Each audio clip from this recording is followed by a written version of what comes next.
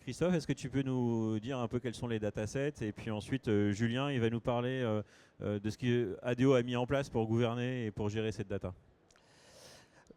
Donc, vous imaginez bien une plateforme SaaS comme celle de Pricing Hub a besoin de données pour fonctionner. Donc, c'est-à-dire que nous, on est juste un logiciel, un software dans l'écosystème d'ADO.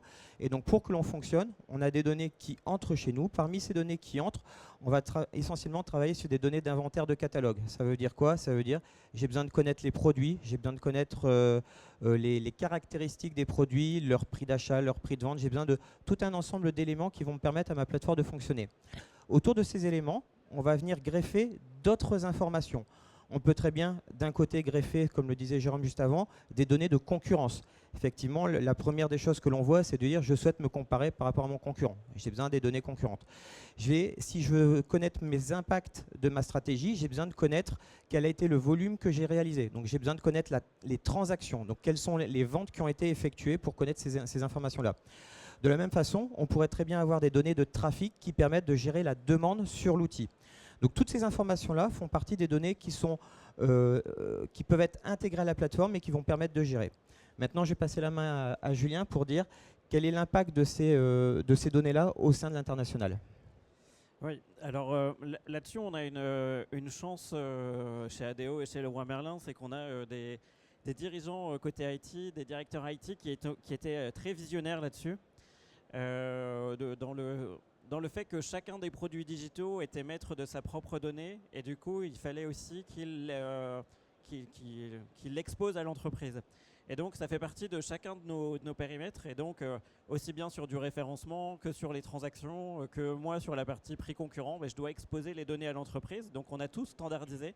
Donc, en fait, je bénéficie d'un sujet qui date d'il y a quelques années, et là-dessus, je leur rends leur gloire finalement. Et du coup, ça nous a permis, et ça nous permet aujourd'hui d'aller beaucoup plus vite sur les projets d'intégration, parce que tout a été standardisé.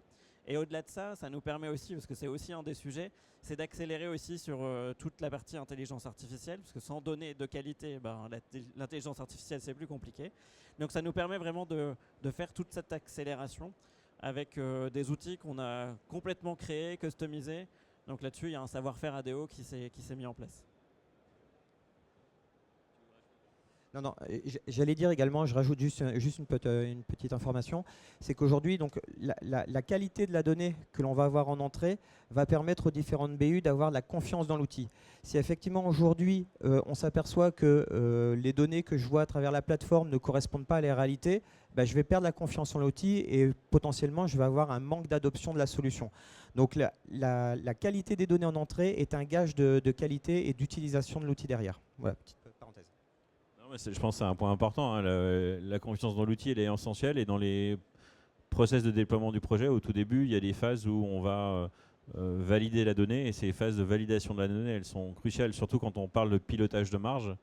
Il faut non seulement que l'outil externe ait exactement la même data et la même lecture du chiffre d'affaires, de la marge, etc., que le client. Donc c'est un point très essentiel.